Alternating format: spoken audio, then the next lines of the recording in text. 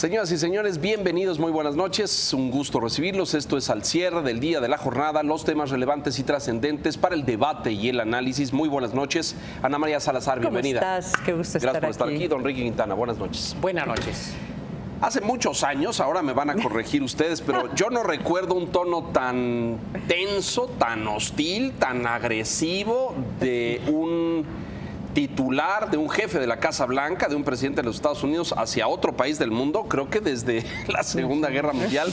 Y hacía yo por ahí memoria, Reagan invadió Granada, Bush invadió Panamá, Clinton creo que absolutamente nada y Obama tampoco, pero este tono de esta semana de Donald Trump con este hombre que ve usted en pantalla, el líder de Corea del Norte, empezó el martes con unas declaraciones que decían: a fuego y furia atacaremos a Corea del Norte si intenta hacer algo contra Estados Unidos. Y el día de hoy, jueves, apareció nuevamente Donald Trump con su vicepresidente Mike Pence a decir: les pasarán cosas como nunca pensaron que serían posibles. Este es el mensaje de hoy de Donald Trump, donde le dijo a los periodistas: tal vez mis palabras, fíjate, a fuego y furia, y dice, tal vez no fueron suficientemente fuertes. Entonces todavía dice más. Corea del Norte anunció un plan y detalló un plan de dirigir y disparar 4 misiles balísticos a un territorio estadounidense en el Pacífico. Es la isla de Guam, donde Estados Unidos tiene una base naval y una base aérea. Es la sede de la flota del Pacífico, un despliegue naval importante en los Estados Unidos. Estos son los misiles norcoreanos. Y bueno, pues estamos en un momento de tensión fuerte. Por ahí salió el secretario de la Defensa, el general Mattis, todavía a hacer otras declaraciones también pues muy hostiles, me parece, donde le habló este es Rex Tillerson, secretario de Estado, quien es el que ha tratado de calmar el tono y de matizar y de decir que los estadounidenses pueden ir a dormir tranquilos y que están trabajando por la vía diplomática. Pero el general Mattis, oiga usted, les dijo el miércoles, le dijo al líder de Corea del Norte: podría ser el fin de su régimen y la destrucción de su pueblo. Oye, está, digo, como retórica, pues a lo mejor está tan exagerada como es el estilo de Donald Trump, pero ya estamos hablando de una amenaza muy, muy fuerte. Ya hubo sanciones del Consejo de Seguridad de las Naciones Unidas, los aliados de Estados Unidos también ya han vertido su opinión. Corea del Sur pues lanzó una amenaza también a su vecino del norte, diciendo que si intenta cualquier acción en contra de los Estados Unidos, ellos van a responder. Japón, incluso, un país que sabemos después de la Segunda Guerra Mundial adoptó un absoluto rol de neutralidad absoluta. Bueno, pues también ha dicho que adoptaría ¿No, ¿coincides conmigo o no? Mira, las declaraciones más fuertes que hemos escuchado en los últimos 30 años tuvo que ver con George W. Bush, pero en contra de Al Qaeda después de que se cayeron las torres. Correcto. Pero eso no es un país. En este caso, también lo preocupante es que estamos hablando de una conflagración nuclear. O sea, no es que vaya Estados Unidos a ir a invadir Sí, les dan un ataque. No. Entonces, aquí quisiera comentar dos cosas. Uno, lo interesante es que cuando el presidente hace estas declaraciones, nadie sabía que iba a hacer estas declaraciones. Fueron sin planear. Al estilo Trump. Al estilo Trump. Supuestamente habían hablado de que él buscaría un tono para ser más contundente, pero ni siquiera el Departamento de Estado sabía que iba a hacer estas declaraciones. Dos, lo interesante es que, aunque se estaba trabajando una estrategia diplomática y Estados Unidos tuvo uno de sus grandes éxitos diplomáticos en las Naciones Unidas, porque fueron 15 votos a favor de sanciones bastante fuertes en contra de Norcorea, incluyendo el voto de China y de Rusia, pues todo eso se fue casi al suelo después de estas declaraciones de Trump. Y lo tercero que a mí me parece más interesante es que ahora están tratando como de justificar estas declaraciones diciendo que sí hay una estrategia detrás de esto, de que como se les habló bonito durante 20, 30 años, ahora pues hay que hablarles duro y no le hagan caso a Trump porque se habla. O sea, literalmente la estrategia es no le hagan mucho caso a Trump. Dice cosas muy fuertes. Dice muy cosas fuertes, pero ya saben que no le podemos hacer caso a Trump. Y los únicos que queremos que nos hagan caso, y esto yo creo, esto es una interpretación ya de Ana María Salazar, es que es una forma de negociar con los chinos y decirles, ¿saben qué? Estamos ya acercándonos a un momento en donde podría haber una conflagración en la región que te corresponde a ti, China, y que esto tú lo puedes detener. Está bajo tu esfera de control. Está tu esfera, entonces tú tienes que hacer algo. La gran interrogante es, 1, ¿quieren los chinos? 2, ¿le creen a Donald Trump? Y 3, a estas alturas podrán controlar a este hombre, quién sabe. Yo creo que es el juego donde los dos aparentan estar locos, estar sin un tornillo. Tal para cual, el líder coreano, el secretario de la defensa, anunciando y detallando el ataque con 4 misiles nucleares a Guam, de alcance intermedio. Entonces, independientemente de que no haya empleado el lenguaje y los gestos dramáticos de Trump, bueno, vaya, si eso no es una amenaza, están detallándote un plan para invadirte. Creo que ya no sé qué es amenaza. Y en el caso de Trump, pues es prácticamente una amenaza de guerra de Trump y en el de Mattis. ¿Cuál es el sentido? Yo creo que ninguno de los dos países realmente está pensando en lanzar un misil nuclear. Sería histórico. Estamos por cumplir ¿cuántos años del 6 de agosto de 1940. Acabamos de cumplirlo, más bien. Sí, 1945. El 45. Es decir, acaba de ser el aniversario de la detonación de la primera bomba. 62 años casi, ahorita. Nuclear en medio de una guerra. En Hiroshima, en primer lugar. Y se está hablando ahora, después de tantos años, de esta posibilidad. Creo que no es la agenda inicial, pero el juego de yo estoy loco y no tengo freno y cuídense porque les va a llover fuego y furia del cielo, pues le respondieron igual. Y Tillerson, pues que es un artículo del País, es el policía malo y el policía bueno, diciendo ni se preocupen. Es lo que Trump quiso decir es que se vayan a dormir tranquilos. Al estilo. Bueno, Mattis incluso hizo ya hoy jueves un matiz después de estas declaraciones terribles de la destrucción de su pueblo y salió y dijo, tenemos opciones militares abiertas, pero preferimos mantenernos en la vía diplomática y avanzar en esa línea.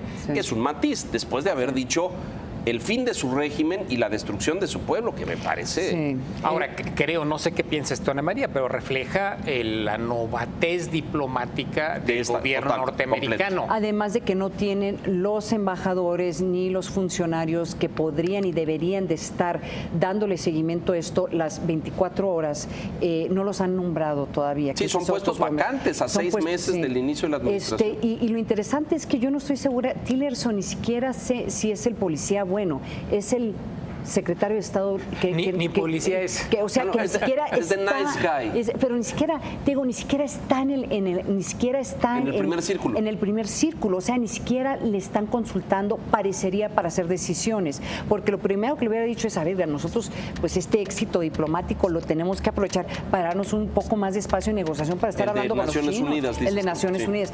Ahora, aquí lo preocupante es que cuando uno ve las grandes crisis que ha enfrentado Estados Unidos, el clásico que yo uso en mis talleres de negociación en crisis, que es la crisis de los misiles, lo que siempre se subraya es que hay que tener Cuba, dices tú. Con Cuba, sí, en 1962, en donde estábamos a punto, o sea, ya cuando tú lees, bueno, ya había estábamos a punto de acabar el planeta. Lo que lo detuvo es que esta intuición política y esta capacidad de negociar y no estar negociando, y además entendiendo las implicaciones implicaciones de sus decisiones. Se pudo llegar a un acuerdo sin llegar a un acuerdo. El problema de lo que está sucediendo es que nadie tiene claridad en verdad cuál es el mensaje de Donald Trump. Está creando muchísima confusión y como no parecería que no hay unidad dentro del gobierno de Estados Unidos, obviamente los chinos probablemente están interpretando una cosa, los norcoreanos otra cosa, los japoneses y los rusos otra cosa, y se vuelve mucho más difícil. O sea, a ver, lo digo de una forma diferente, es mucho más fácil caer en el error histórico y entrar a una conflagración nuclear simple y llanamente por el error y el malentendimiento. Y yo creo que los que seguimos estos temas y tratamos de entender el tema de negociación, estas situaciones de crisis, es lo que más nos preocupa. ¿Cuál es la estrategia de Donald Trump? O mejor dicho, ¿tiene una estrategia Estados Unidos? Bueno, yo creo que tocas el tema central. Sí. Creo que no.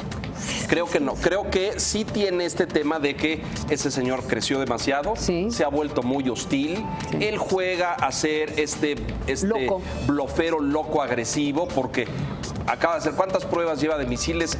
En los últimos meses nada más, por no hablar, porque hay una del 2009 que pasó por encima de Japón, pero en los últimos 3 meses han disparado 2. Ha atacado una isla japonesa, o sea, ha usado misiles y ha atacado y estuvo muy cerca de atacar. Pero de no tenemos duda, está totalmente decidido. Descabellado este señor. Asesinó a su medio hermano, asesinó al tío. Bueno, no hay límite. El problema es que del otro lado, ¿no? Te encuentras uno que se engancha con este bully. Sí, tú avientas misiles, pues sí, yo te... O sea, oye, y Leonardo, la otra cosa, y te pregunto a ti y a Enrique con su gran experiencia, y yo aporto mi experiencia. Yo no recuerdo que un gobierno tan, incluyendo la sociedad civil y los legisladores, que esté tan desunido de su presidente en situaciones de crisis. Hay que recordar, cuando entró en la gran crisis Estados Unidos, pues después de los atentados terroristas, presidente cuestionó, todo mundo se cerró detrás del presidente. Aunque tenía un nivel de aprobación muy baja. Y se cuestionaba que si había sido electo. Así es, sí. En casi todas las grandes crisis que ha enfrentado un mandatario, nunca escuchas a un legislador, especialmente un legislador de tu partido, cuestionar las palabras que acabas de decir. Cierras filas. Todo mundo cierra, los medios de comunicación, los legisladores de todos los niveles, los gobernadores. Y en este caso están saliendo hasta legisladores republicanos a cuestionar a Donald Trump. Personas, bueno, no ha habido una declaración de ninguno de los presidentes hasta este momento, afortunadamente, pero mientras más se cuestiona a Donald Trump en este momento, en esta situación de crisis, pues más debilidad, más débil se ve el gobierno. Vamos a hacer una pausa y respondemos esta cuestionante al regreso. Mensajes, volvemos.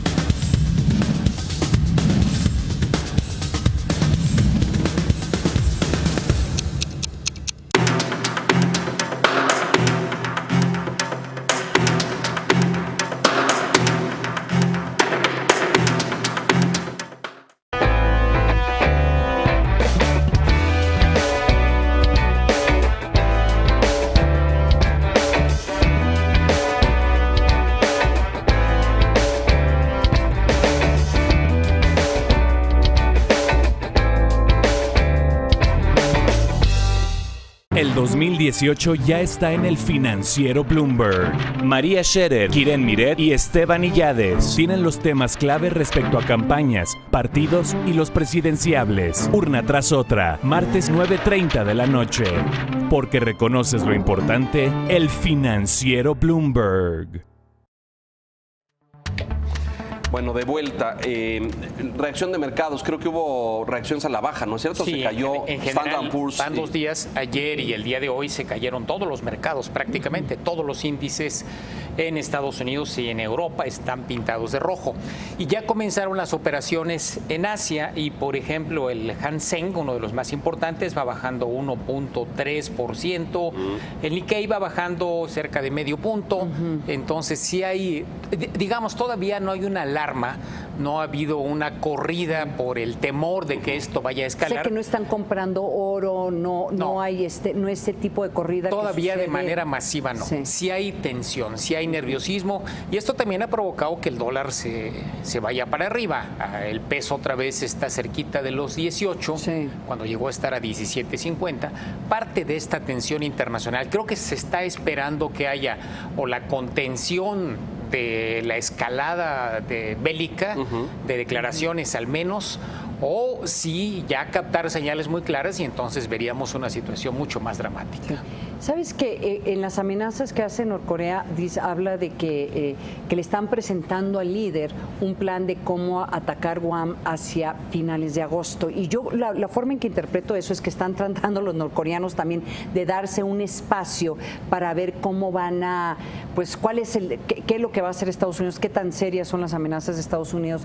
Y dos, pues a lo mejor es sí estar preparando para atacar a Guam. No necesariamente va a caer directamente en la isla, podría caer cerca a un lado. Como los otros, sí, como los sí, que ya han disparado que caen en el agua. Y pues. otra isla que se está preparando y que está muy nerviosa es Hawái. Claro. Que también de una forma u otra tienen bases aéreas, tienen bases navales y que de una forma u otra ya están preparándose ante esa eventualidad, están haciendo esos tipos de ejercicios y simulacros que no se había hecho, yo creo que desde hace como 20 años. Entonces, hace unos minutos Australia manifestó su respaldo a Estados Unidos, sí, hablando de países en esta región. Claro.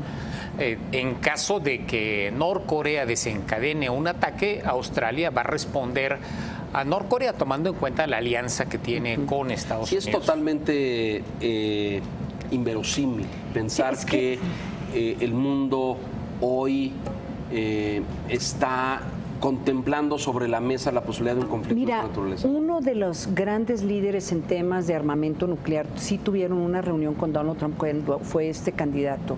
Salió asustado y dio declaraciones ante los medios de comunicación porque dijo, uno, nunca se había reunido con un posible presidente de Estados Unidos que tuviera tan poco conocimiento del contexto internacional, y dos, con una persona que simple y llanamente no entiende lo peligroso que son las armas nucleares.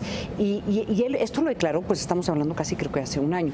El problema es que Donald Trump en materias de seguridad nacional todavía no ha entendido que cuando negocias, no es como negociar cuando estás tratando de vender un apartamento, un edificio y decir que esto es lo mejor de lo mejor o lo peor de lo peor, y yo te voy a hacer. Que tenía el mejor arsenal. Es el mejor arsenal. Entonces, que sí lo tiene Estados Unidos, pero él habla de que lo había mejorado desde que él llegó y no es cierto. No, bueno, ni el tiempo ni ha alcanzado. Pero el problema ni siquiera es ese. La sola idea de que amenazó un país para que desistiera de hacer algo, y de lo contrario él estaría dispuesto a usar su arsenal nuclear, obviamente Estados Unidos va a ganar, pero el problema es cuántos millones de personas van a morir en este intento. Pero yo coincido ahí contigo, me parece muy importante, porque de fondo tenemos un problema de concepción y de visión, del equilibrio mental de este señor. Es decir, aquí no se trata de mira el edificio que tengo, ya lo remocé, y ya vale 20 millones más del que se lo compré antes, que es su lógica de negociación. Aquí estamos hablando de vidas, armamento nuclear que hace 60 años no se usa en el planeta, en fin, es realmente... Y lo que no había dicho Estados Unidos es que están dispuestos a promover un cambio de régimen,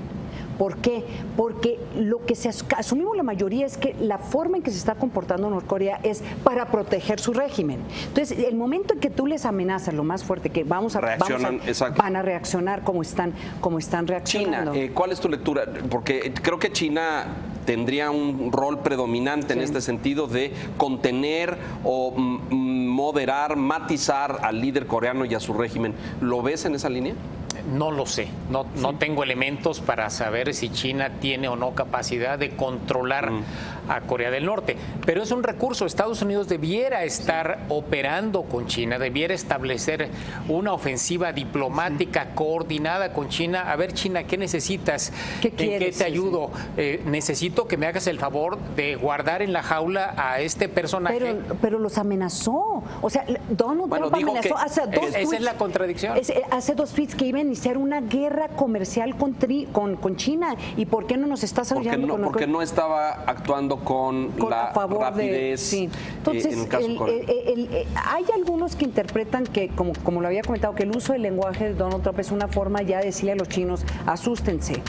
No sé cómo lo estarán interpretando los chinos, pero sí hay una gran interrogante, es que a estas alturas, si se está hablando de un cambio de régimen, pues si los norcoreanos van a percibir a los chinos como sus grandes aliados o en un momento como sus grandes enemigos y en verdad van a tratar de ayudar a Estados Unidos. Y yo haría ahí eso del cambio del régimen es una cosa muy complicada, ¿eh? Porque no, y ahorita vamos a hablar de Venezuela y del nuevo grupo rebelde que acaba de aparecer, pero eso de, vamos a cambiar ese régimen como se hacía en los 60s, no se puede. O como, esto ya no se puede, pregúntale a los Castro, pregúntale a quién que le quieres preguntar, a Daniel Ortega, Nicaragua, ¿qué regímenes en el mundo ha quitado y ha puesto Estados Unidos después de la Guerra Fría en América Latina? Ninguno, porque ya se convirtió en algo muy complicado, ¿no? No, excepto los rusos pusieron a Donald Trump.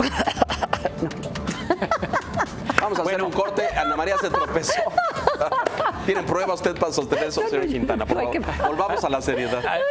Algo que puede ocurrir es que nadie le esté haciendo caso a Trump.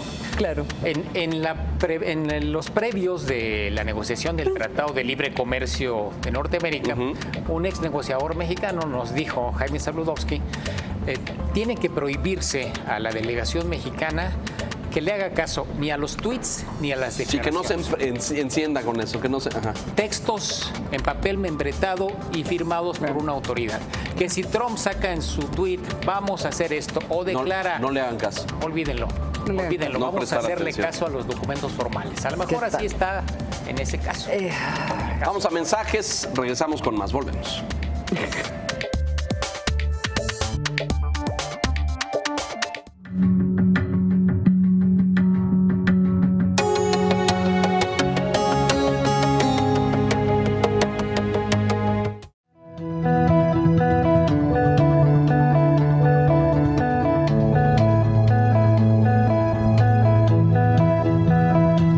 Economía, cierre de bolsa, negocios, finanzas. Víctor Piz presenta lo más relevante de las noticias al sonar la campana. Con Víctor Piz, lunes a viernes, 3 de la tarde. Porque reconoces lo importante, el financiero Bloomberg.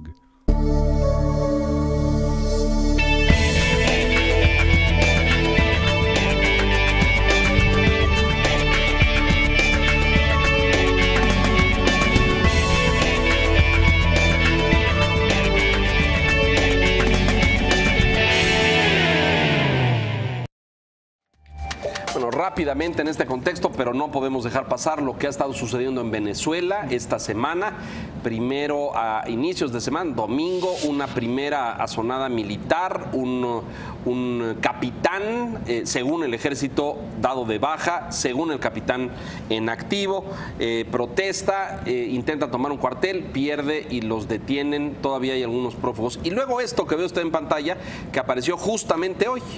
Este se autodenomina un grupo rebelde para recuperar la democracia en Venezuela.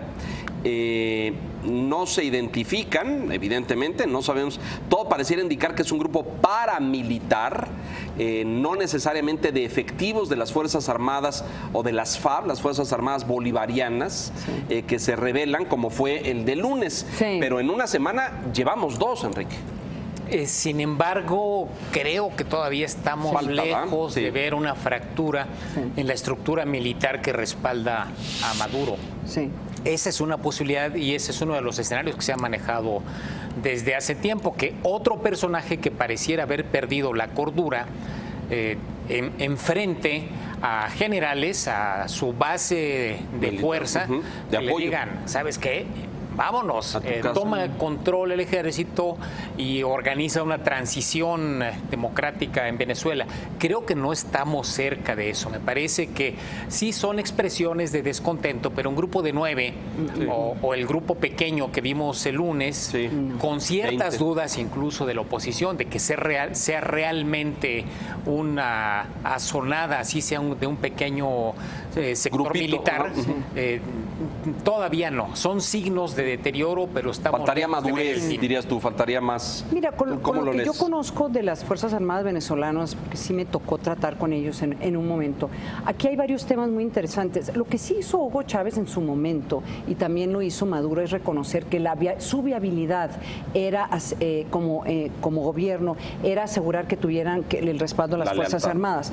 Y esto es interesante porque esto es un país donde sí hay una tradición de golpismos, o por lo menos intentos de golpes. El propio Chávez. Pero lo que hicieron fue de una forma u otra convertir a las Fuerzas Armadas venezolanas como una parte integral de la economía venezolana, en donde ellos viven de la economía venezolana. Muchos generales y tenientes y coroneles se benefician de la economía por una parte, y por la otra parte se sigue pensando que hay parte de las Fuerzas Armadas que están vinculados al crimen organizado y al narcotráfico. Hay un cártel que se llama el Cártel de los Soles porque no tienen estrellas en el uniforme. Entonces, en este tipo de situación se ve muy difícil de que, y no solamente la forma en que están cooptados, pero saben de que si se va Maduro, ellos probablemente o acaban en la cárcel o muertos. Agrego algún elemento más ahí, una enorme corrupción. Sí, claro. Los altos mandos militares, los mandos medios, porque claro, el nivel de expropiación y de estatización fue tal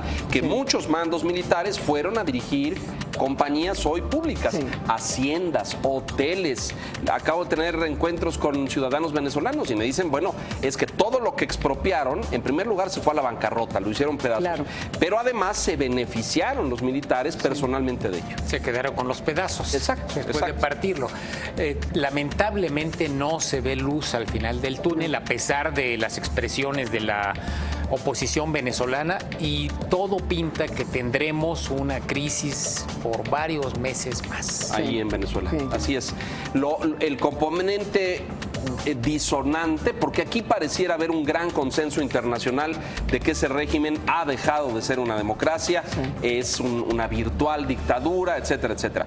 Hoy Maduro, por cierto, se presentó a la nueva Asamblea Constituyente y se sometió al poder de la Asamblea. Hoy la Asamblea Constituyente es el poder supremo en Venezuela, porque va a reescribir la Constitución y va a otorgar nuevos poderes. Pero lo importante de esto es que, a diferencia de lo que está pasando en Corea y de eso, en Venezuela tienen Rusia. No, bueno. Putin apoya a Nicolás Maduro.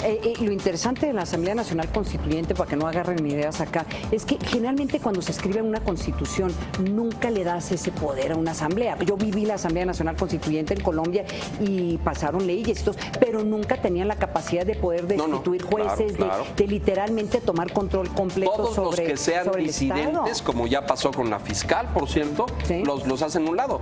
Es decir, se desmantela el ejercicio del poder legislativo y todo está en manos de la Constituyente. Y la Asamblea Nacional Constituyente en realidad es el instrumento legal totalitario del dictador. Así es, totalmente. Sí, pues sí, coincido contigo, yo creo que todavía vamos a ver varios meses. No se despegue, en una hora Ana María Salazar con El Mundo Según Trump. Acompáñenos y vamos a hablar qué le pasó a Rafa Márquez a las 10 de la noche. El Mundo Según Trump, no se vayan. En media hora, exactamente. Es en media hora. Oye, entraron a la casa de Manafort, ¿no? Ay, no, hicieron una redada, no sé qué van a sacar, el FBI. Muy interesante, vamos a hablar de eso, de Norcorea y muchas cosas más. Muy bien, ahí está. Enrique, gracias, buenas noches. Buenas noches. Gracias a usted por la gentileza de su atención. No se despegue, mucho más aquí en El Financiero Bloomberg. Buenas noches.